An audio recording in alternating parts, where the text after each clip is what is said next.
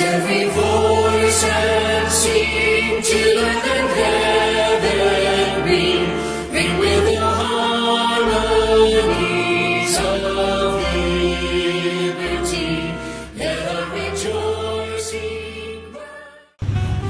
Good day, everyone. I'm Mavis Ofori-Atta. My name is Narakwame Abamke. Miss Abigail Lautuba. My name is Patrick Echanko. My name is Bernard Ose Owusu.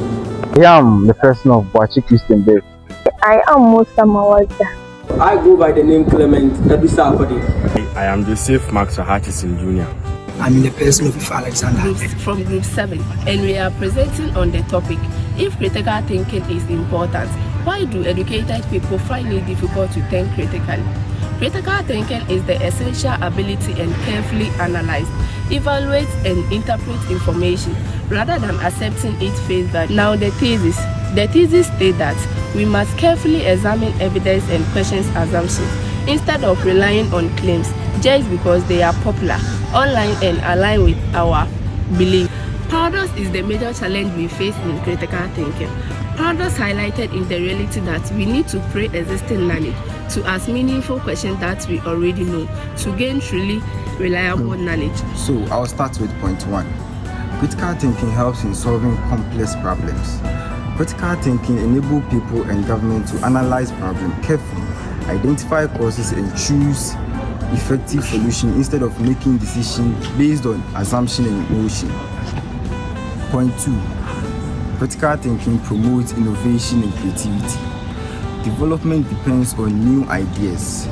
Critical thinkers question old methods, create better alternatives, and encourage technological and social progress. Point 3. Critical thinking improves decision-making and policy formulation. Development becomes sustainable when people are able to think independently, question existing conditions, and make reasoned choices. Without critical thinking, resources may be wasted, poor policies may continue, and societies may struggle to adopt changes. Therefore, scholars and policymakers see critical thinking as a foundation for economic, social, and political development. Society thinks that having a university degree or having any academic qualification leads to critical thinking, and that's a big fallacy. Even the educated people find it difficult to think critically. Among ourselves in the society, we appreciate or we recognize most of the educated people that they think critically, and that's a very big no.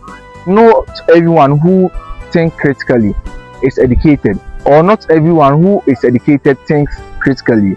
That brings us to the topic, why even though the educated people don't think critically.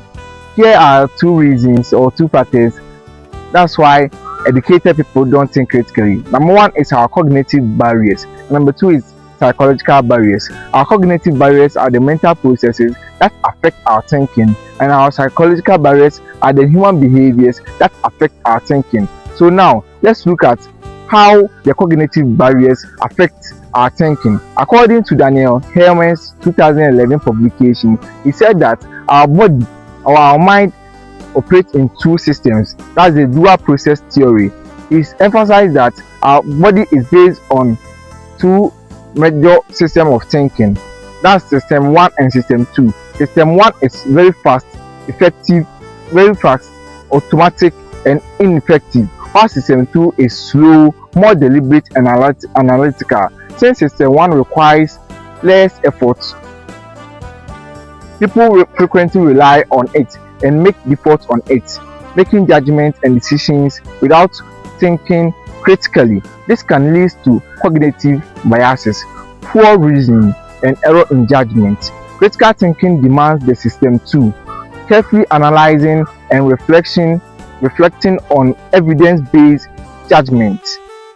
But most of people are default to system 1. That makes us, even the educated people, don't think critically. Number 2, confirmation biases. Confirmation bias is one of the most pervasive cognitive barriers. People tend to seek out a favorite information that confirms what they already believe, whilst diminishing evidence that contradicts their views. And key psychological barriers to critical thinking. 1. Emotional reasoning. In critical thinking, Emotional reasoning is considered as thinking or cognitive bias because emotion do not reflect reality. 2.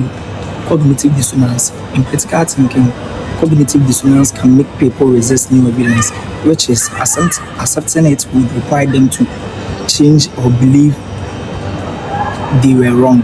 The fear of being wrong. Some people hesitate to contribute or share ideas due to concerns about making mistakes or being judged negatively.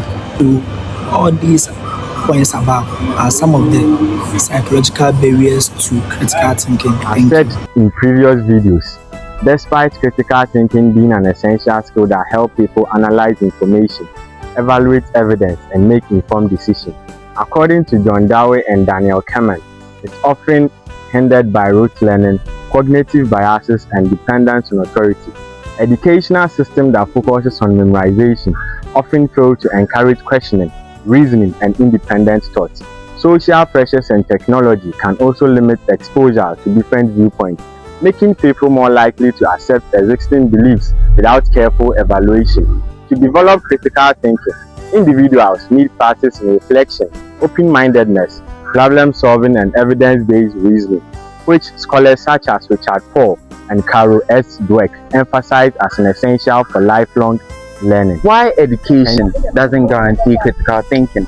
This section argues that educated people can still be poor critical thinkers. Having a degree doesn't make someone a critical thinker. The following are some reasons why education doesn't guarantee critical thinking. Firstly, credentialism. Education rewards memorization and credentials rather than actual reasoning ability and problem-solving skills. A student can recite theories without ever applying them to their own thinking. Secondly, lack of deliberate practice. Matthew Lipman, 2003, says critical thinking must be intentionally taught through discussion and problem solving, not absorbed positively through content alone. Lastly, fixed mindset. Carol S. Dweck, 2006, shows that highly educated people often become less open to questioning within their own field, fearing mistakes or appearing incompetent. So therefore, the core message is that genuine critical thinking requires intellectual humility, which is accepting that your first reaction might be wrong, and willingness to have an open mind and consider new ideas and opposing evidence. This is not something a degree automatically gives. So, I'll be talking about the pathway forward. To build a society that actually does this, we need a big changes in the two main areas. That's pedagogical and how our culture will create that society. 1. Classroom reform. If we want children and adults to think critically, we have to change the way classroom works. Teaching media literacy earlier. In the internet age, information is everywhere, but quality is rare. Kids needs to be taught how to spot fake news. 2. Culture and community reform. That's societal.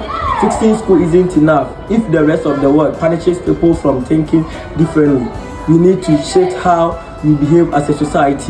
2. Normalizing. I don't know and I was wrong. In politics, business, and online database, changing your mind is often labeled as flip-flopping or weaknesses. A healthy society needs to treat updating your opinion in light of news, facts, as a superpower and not a failure. To conclude, true critical thinking isn't about being cynical or arguing with your opinion or about everyone. It's about intellectual humility, realizing that our first reaction is to piece information might be wrong and not having the tool and the courage to investigate To continue with, I will talk about the references, and the references is all about how the scholars emphasize about critical thinking. 1. I will talk about John Dewey, who in 1910 emphasized on how we think. 2. Carol Susan Dweck, who in 2006 emphasized on the mindset. That's the new psychology of success. 3.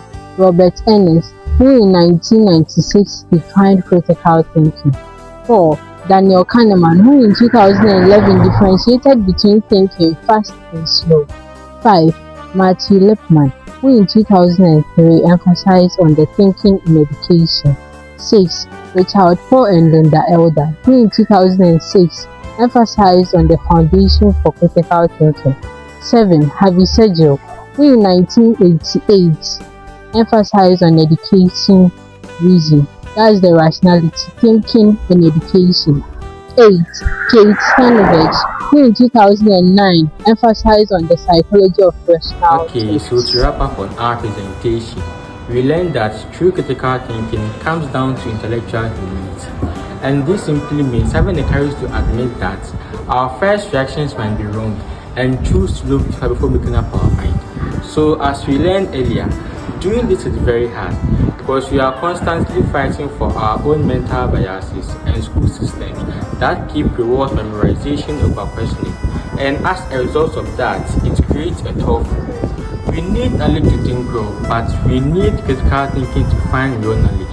But our group conclusion is that we should use whatever knowledge we have right now to question the world, stay open to new facts, and always shoot for the truth. Thank you. Building on what my colleagues have explained, I would like to cover the final aspect of our presentation, the reflection. The reflection simply explains how our group worked together to complete the critical thinking assignment. We divided the work among members, with the responsible of research, writing and reviewing a specific section of the paper. Different members handled the introduction, the importance of critical thinking, cognitive and psychological barriers, educational and social barriers, and why education does not guarantee critical thinking. The conclusion and recommendations were put together as groups. Any misunderstanding and disagreements were discussed. All members contributed equally and agree with the final submission. Thank you. The faith that the dark past has taught us. Sing a song full of the hope that the present has brought us. Facing the night.